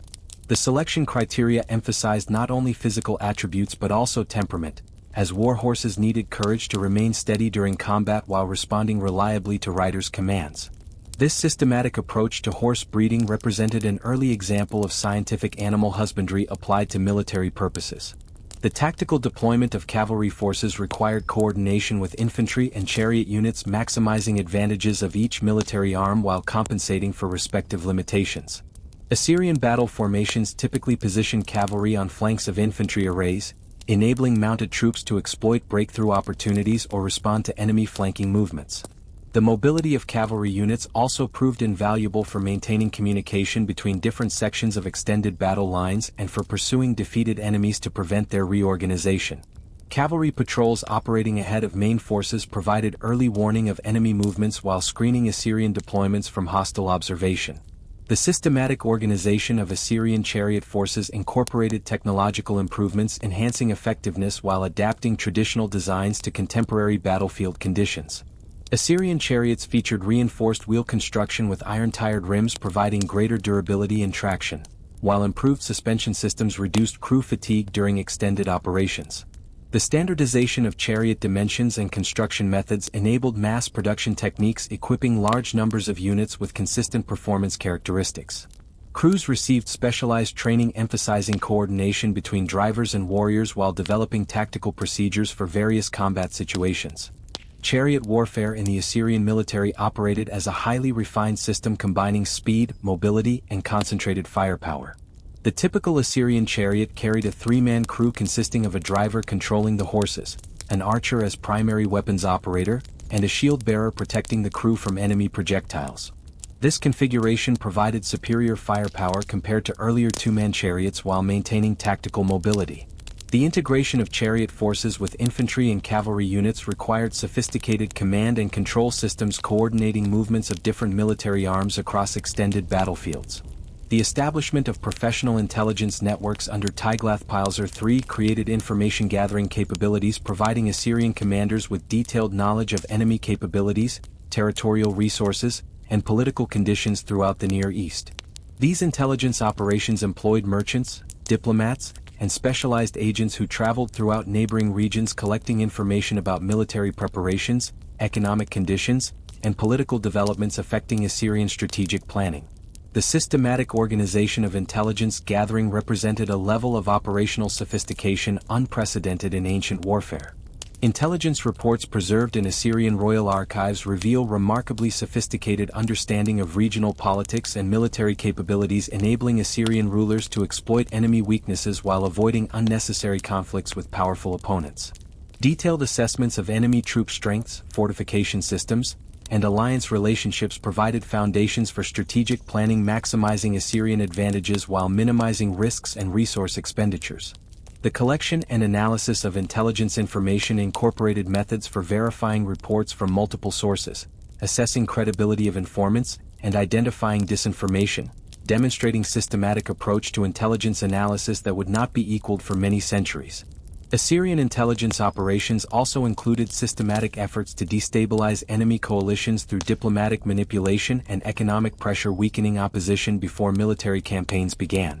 These activities involved complex negotiations with local rulers, tribal leaders, and merchant groups that could provide support or neutrality during Assyrian operations. The coordination of military, diplomatic, and economic pressure created multiple leverage points, enabling Assyrian commanders to achieve strategic objectives with reduced reliance on purely military solutions. The integration of intelligence with operational planning made Assyrian military campaigns remarkably efficient, often achieving political objectives through threats and diplomatic pressure rather than costly military operations. The administrative systems supporting these military forces required sophisticated logistical capabilities, maintaining supply lines extending hundreds of kilometers from Assyrian heartlands. The organization of supply depots, establishment of standardized ration systems, and coordination of transportation networks enabled Assyrian armies to operate far from their bases for extended periods. Royal administrators developed detailed procedures for requisitioning supplies from subject territories, calculating nutritional requirements for large forces, and distributing resources equitably among different military units. These logistical innovations made possible the sustained military campaigns that extended Assyrian control throughout the Near East. The reign of Sargon II, who ruled from 722 to 705 BC, witnessed full implementation of military innovations initiated under Tiglath-Pileser III while extending Assyrian territorial control to unprecedented limits. Sargon's systematic campaigns against the Kingdom of Israel, Phrygian territories in Anatolia, and Urartian strongholds in the Armenian highlands demonstrated effectiveness of reformed Assyrian military institutions while establishing imperial boundaries encompassing virtually all significant population centers and trade routes in the Near East. His military achievements were complemented by ambitious construction projects, including the new capital city of Dur-Sharrukin, designed according to systematic urban planning principles demonstrating the architectural and engineering sophistication characterizing Assyrian imperial administration. The siege and destruction of Samaria in 722 BC exemplified devastating effectiveness of Assyrian siege warfare techniques while implementing deportation policies that would become characteristic features of imperial administration. The 3-year siege required sustained logistical support for large military forces while coordinating multiple assault methods that eventually overwhelmed the city's defensive systems. Following the city's capture, Assyrian administrators systematically deported the Israelite population, relocating approximately 27,000 inhabitants to distant parts of the empire according to Assyrian royal inscriptions. These deportees were settled in Mesopotamia, Media, and other regions far from their homeland, eliminating potential centers of resistance while providing skilled workers for other regions of the empire. Assyrian deportation policies represented sophisticated understanding of population management and social control, addressing challenges of governing diverse ethnic and cultural groups across vast territorial expanses. Rather than attempting to eliminate conquered populations, Assyrian administrators relocated skilled craftsmen, agricultural workers, and administrative personnel to regions where their expertise could contribute to imperial economic development while removing them from familiar territories where they might organize resistance movements. The scale of these population transfers was enormous, with hundreds of thousands of individuals relocated during the Neo-Assyrian period, fundamentally reshaping demographic patterns throughout the Near East. The psychological impact of deportation policies created powerful deterrents to rebellion, as populations recognized that resistance might result not in immediate destruction but in permanent separation from ancestral lands and dissolution of traditional community structures. The deliberate mixing of ethnic groups in resettlement areas prevented maintenance of distinct cultural identities that might serve as focuses for organized resistance. Assyrian administrators carefully balanced population distributions to ensure no single group could dominate resettlement regions, creating ethnically diverse communities dependent on imperial administration for coordination and governance. The reign of Ashurbanipal, who ruled from 668 to 627 BC, marked the zenith of Assyrian imperial power while witnessing revolutionary developments in scholarship and cultural preservation influencing intellectual development throughout subsequent history.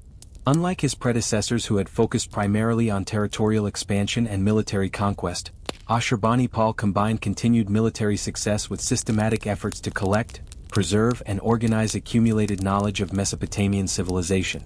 His dual interests in military conquest and scholarly pursuits reflected the mature confidence of an empire at the height of its power, able to devote substantial resources to cultural projects alongside military operations. The great library established at Nineveh under Ashurbanipal's patronage represented the most ambitious scholarly project undertaken in the ancient world, bringing together literary, religious, scientific, and historical texts from throughout Mesopotamia and beyond. Royal scribes systematically copied manuscripts from temple and palace archives throughout the empire, creating comprehensive collections preserving works spanning more than 2 millennia of Mesopotamian intellectual development. The king's personal interest in this project is documented in royal inscriptions describing his ability to read ancient cuneiform texts and his pleasure in studying scholarly works. The library's holdings included approximately 30,000 cuneiform tablets organized according to systematic cataloging procedures enabling efficient retrieval and cross-referencing. Scribes developed sophisticated cataloging systems identifying texts by title, first line, number of tablets in multi-tablet series, and subject matter. Colophons at the end of tablets recorded the name of the scribe who copied the text, the name of the original from which it was copied, and sometimes the library location where it would be shelved. This systematic approach to manuscript organization represented an early form of library science, enabling scholars to locate relevant materials efficiently within vast collections. The scholarly collections encompassed extraordinary breadth of subjects reflecting the full range of Mesopotamian intellectual achievements.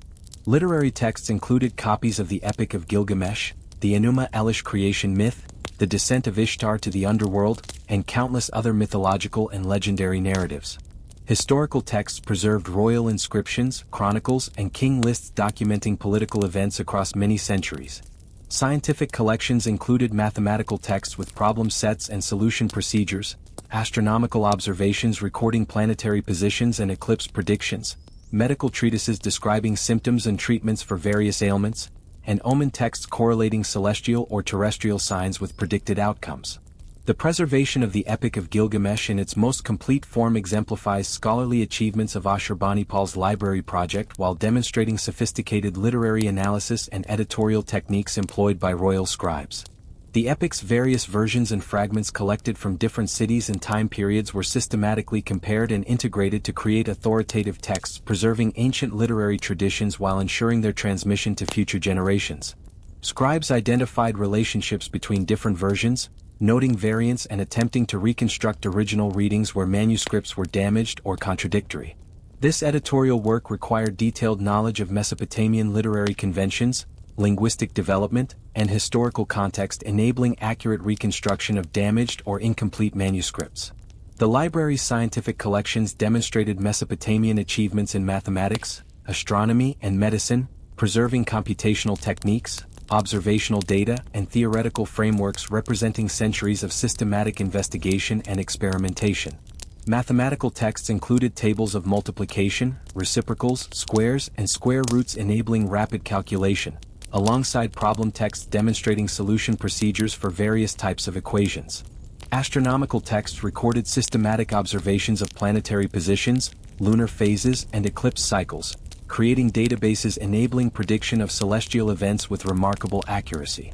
Medical texts described symptoms of various diseases, prescribed treatments using herbal remedies and incantations, and recorded outcomes of medical interventions, representing early attempts at empirical medical knowledge. Following Ashurbanipal's death in 627 BC, the enormous territorial extent of Assyrian control began to strain under weight of its own success, creating opportunities for ambitious rulers in Babylon to reassert independence and establish what would become the final flowering of Mesopotamian civilization. Nebuchadnezzar II ascended to the Babylonian throne in 605 BC following his father Nabopolassar's successful rebellion against Assyrian control and subsequent destruction of Nineveh in 612 BC. His 43-year reign would transform Babylon into the most magnificent city the ancient world had ever witnessed while establishing cultural and architectural standards influencing urban development throughout subsequent history. The construction projects initiated under Nebuchadnezzar's patronage required coordination of massive labor forces and material resources, testing limits of Babylonian administrative capabilities while producing architectural achievements that would be remembered throughout subsequent history. The reconstruction of Babylon's city walls created defensive systems incorporating latest developments in military engineering while providing impressive visual symbols of royal power and urban prosperity. The famous Ishtar Gate, completed during Nebuchadnezzar's reign, exemplified artistic and architectural sophistication characterizing late Mesopotamian civilization while demonstrating technical capabilities enabling creation of monumental structures with unprecedented decorative complexity. The gate's construction required approximately 575 glazed brick reliefs depicting dragons, bulls, and other symbolic animals arranged in sophisticated compositional patterns creating stunning visual effects through brilliant blue, yellow, and white coloration. The glazing techniques employed in these decorations represented culmination of ceramic technology that had been developing in Mesopotamian workshops for centuries. The production of glazed bricks for the Ishtar Gate required mastery of complex chemical processes combining silica, alkali, and metallic compounds in precise proportions to create durable ceramic surfaces with consistent coloration and weather resistance. The processional way connecting the Ishtar Gate to the city's ceremonial center represented one of the most ambitious urban planning projects in ancient history, creating a magnificent boulevard showcasing Babylonian artistic achievements while providing impressive settings for religious festivals and royal ceremonies. The roadway extended for approximately 1 kilometer through the heart of the city and featured walls decorated with glazed brick reliefs depicting lions, the sacred animal of the goddess Ishtar. The legendary Hanging Gardens of Babylon, described by ancient authors as one of the 7 wonders of the ancient world, may have represented the most ambitious horticultural project ever attempted in the ancient Near East, though their historical existence remains subject of scholarly debate.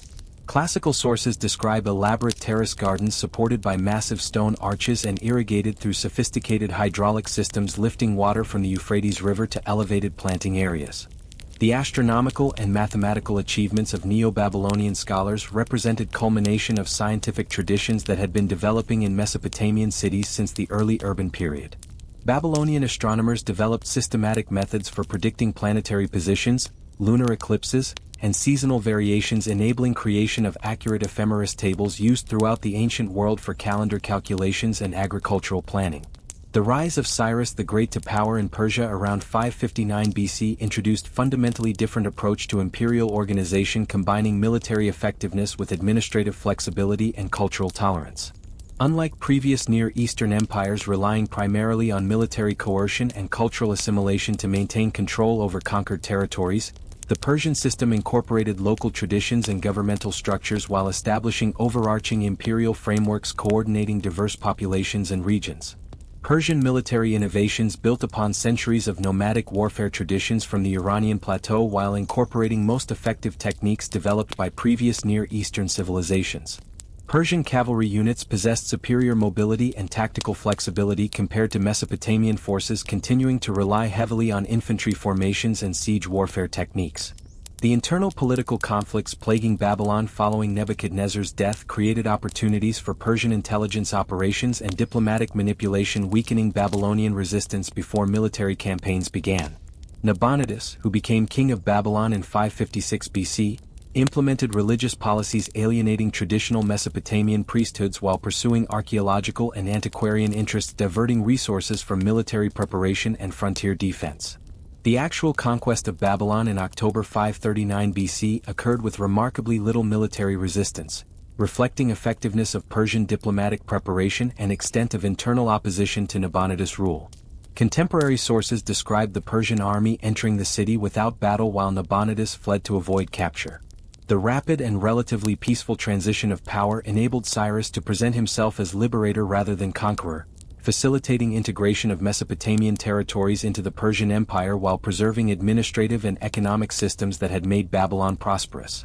The gradual decline of cuneiform writing and Mesopotamian languages began almost immediately following the Persian conquest, though this transformation occurred through gradual cultural change rather than deliberate imperial policy. Aramaic, which had been spreading throughout the Near East as a commercial lingua franca for several centuries, possessed practical advantages making it increasingly attractive for administrative and commercial communications. The alphabetic Aramaic writing system required far less training than cuneiform literacy while enabling more efficient record-keeping and correspondence across diverse linguistic communities of the Persian Empire. Persian imperial administration adopted Aramaic as official language for governmental communications throughout the empire, creating practical incentives for Mesopotamian administrators, merchants, and educated individuals to develop Aramaic literacy rather than maintaining traditional cuneiform skills. The preservation and transmission of Mesopotamian knowledge through Persian, Greek, and Islamic scholars ensured that intellectual achievements of nearly 3 millennia of urban civilization would continue to influence human development long after cuneiform writing had disappeared from daily use. Persian administrators recognized value of Mesopotamian expertise in mathematics, astronomy, engineering, and medicine, actively supporting translation of important texts into Aramaic and other languages accessible to scholars throughout the empire. The mathematical traditions developed in Mesopotamian cities provided foundations for Persian administrative systems requiring sophisticated computational capabilities for taxation, resource management, and territorial administration. Babylonian mathematical techniques for calculating areas, volumes, and proportional relationships proved essential for managing complex economic activities of imperial governance while enabling precise measurement and allocation of resources across vast territories. Mesopotamian astronomical knowledge proved particularly valuable for Persian imperial administration, requiring accurate calendar systems and predictive capabilities for coordinating activities across diverse climatic and cultural regions.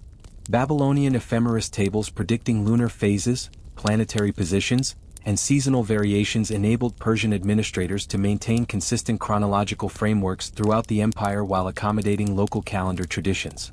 Greek scholars who encountered Mesopotamian intellectual traditions through Persian imperial networks began systematic efforts to understand and adapt these knowledge systems to Greek theoretical frameworks and cultural contexts. The mathematical and astronomical achievements of Babylonian scholars provided crucial foundations for Greek scientific development, while Mesopotamian literary traditions influenced Greek historical writing and philosophical speculation. The conquest of the Persian Empire by Alexander the Great in 331 BC created new opportunities for cultural synthesis and knowledge transmission, further disseminating Mesopotamian intellectual achievements throughout the Hellenistic world. Greek scholars working in Alexandria, Antioch, and other Hellenistic centers gained direct access to Mesopotamian texts and traditions while contributing their own theoretical innovations to accumulated body of ancient knowledge. Islamic scholars during the medieval period undertook systematic translation projects preserving crucial Mesopotamian texts while adapting ancient knowledge to Islamic intellectual frameworks and practical requirements. The House of Wisdom in Baghdad, established during the 9th century AD, became a major center for translating and studying ancient texts from various traditions, including important Mesopotamian works on mathematics, astronomy, and medicine. The lasting legacy of Mesopotamian civilization in law, government, literature, science, and religion continues to influence modern society through multiple transmission pathways connecting contemporary institutions and practices to ancient precedents. The legal principles established in early Mesopotamian law codes provided foundational concepts for jurisprudential development throughout subsequent history, while governmental institutions first developed in Mesopotamian city-states established precedents for administrative organization and political authority, continuing to influence modern governmental systems. The literary achievements of Mesopotamian civilization, particularly the Epic of Gilgamesh and other narrative traditions, established fundamental themes and storytelling techniques continuing to influence world literature. The exploration of universal human experiences including friendship, mortality, and the relationship between civilization and nature that characterized Mesopotamian literary works provided models for literary expression transcending cultural and temporal boundaries. The scientific methods and observational techniques developed by Mesopotamian scholars established precedents for systematic investigation and mathematical analysis, providing crucial foundations for subsequent scientific development. The quantitative approaches to astronomical observation, mathematical computation, and engineering problem-solving characterizing Mesopotamian intellectual traditions established methodological principles continuing to influence scientific investigation today. The urban planning principles, architectural techniques, and engineering solutions developed in Mesopotamian cities established precedents for city design and infrastructure development, continuing to influence modern urban development.